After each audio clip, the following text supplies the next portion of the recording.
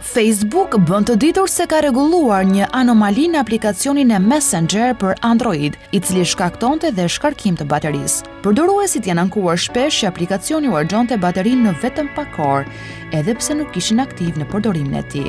David Marcus, zëvendës president i produkteve mesazhere të Facebook, ka bërë të njohur problemin në Twitter dhe thotë se është rregulluar anomalia në Messenger. Nëse vazhdoni të keni të njëjtin problem, ju thjesht duhet ta ristartoni aplikacionin e Messenger. Problemi kishte lidhje me një çështje në serverat e Facebook, tha Marcus, ndaj që nuk ka nevojë për përditësim. Ai sugjeron se nëse dikush përdor versionin beta të aplikacionit, të kalojë në versionin normal për një eksperiencë më të mirë.